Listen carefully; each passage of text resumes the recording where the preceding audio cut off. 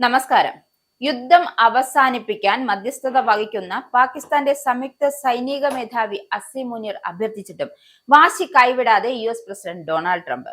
വെടിനിർത്തൽ കാലാവധി നീട്ടില്ല എന്ന ട്രംപിന്റെ പക്ഷം.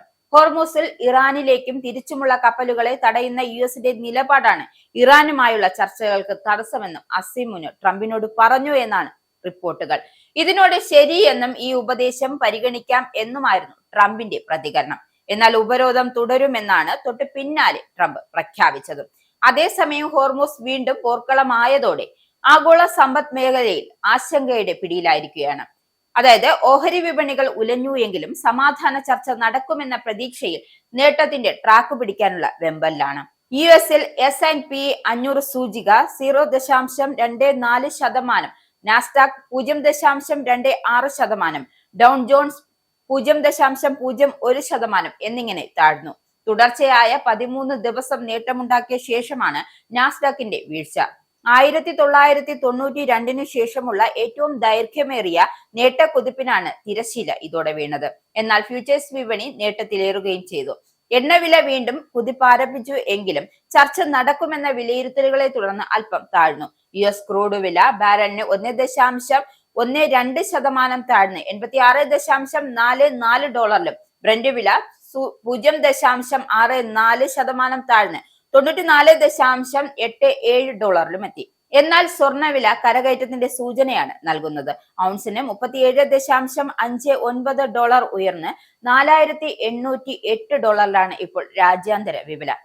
കേരളത്തിൽ ഇന്ന് വലിയ മാറ്റത്തിന് സാധ്യതയില്ല എന്നും, എന്നാൽ രാജ്യാന്തര വിപണിയിലെ സാഹചര്യങ്ങൾക്കനുസരിച്ച് കേരളത്തിലെ വിലയിലും ചാഞ്ചാട്ടമുണ്ടാകും. രണ്ടാം ഘട്ട സമാധാന ചർച്ചകൾക്കായി US പ്രതിനിധി സംഘം പാകിസ്ഥാനിലെത്തുമെന്നും, എന്നാൽ ഭീഷണിപ്പെടുത്തിയും സമ്മർദ്ദത്തിലാക്കിയും ഇറാനെ കീഴ്പ്പെടുത്താൻ നോക്കണ്ട എന്നാണ് ഇറാനിയൻ അധികൃതർ പ്രതികരിച്ചത്.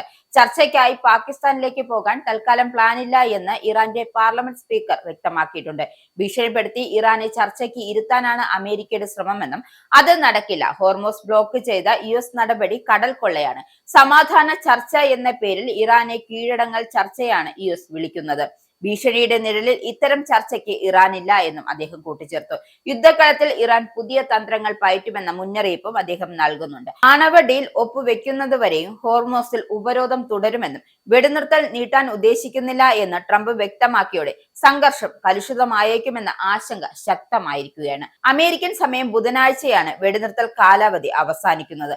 അതിനകം വഴങ്ങിയില്ല എങ്കിൽ ഇറാനിൽ ശക്തമായ ബോംബിംഗ് നടത്തുമെന്നും പാലങ്ങളും വൈദ്യുത പ്ലാന്റുകളും തരിപ്പണമാക്കുമെന്നും ട്രംപിന്റെ വക ഭീഷണിയുണ്ട്. ഹോർമൂസിൽ ഇറാന്റെ കപ്പൽ USS പിടിച്ചെടുത്തതാണ് നിലവിലെ സ്ഥിതി കൂടുതൽ വഷളാക്കിയത്. ഹോർമൂസിൽ ഇറാന്റെ ഇസ്ലാമിക് റവല്യൂഷണറി ഗാർഡ് കോർപ്സ് കപ്പലുകൾക്ക് കടുത്ത നിയന്ത്രണവും ഏർപ്പെടുത്തി. 2 ഇന്ത്യൻ കപ്പലുകൾക്ക് നേരെയും ഇതിനിടെ ഇറാൻ വെടിയുതിർക്കുകയും ചെയ്തിരുന്നു. ന്യൂഡൽഹിയിലെ ഇറാന്റെ പ്രതിനിധിയെ വിളിച്ചു വരുത്തി ശക്തമായ പ്രതിഷേധം അറിയിച്ച ഇന്ത്യ പ്രകോപനം ആവർത്തിച്ചാൽ പ്രത്യാഘാതം ഗുരുതരമായിരിക്കും എന്ന മുന്നറിയിപ്പ് നൽകുകയും ചെയ്തു.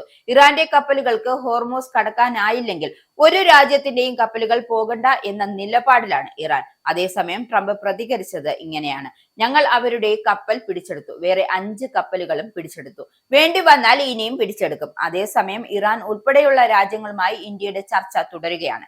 കപ്പലുകൾക്ക് വൈകാതെ സുരക്ഷിതമായി കടന്നു പോകാനാകുമെന്ന പ്രതീക്ഷയാണ് ഇന്ത്യയുടെ വിദേശകാര്യ മന്ത്രാലയം വ്യക്തമാക്കുന്നത്.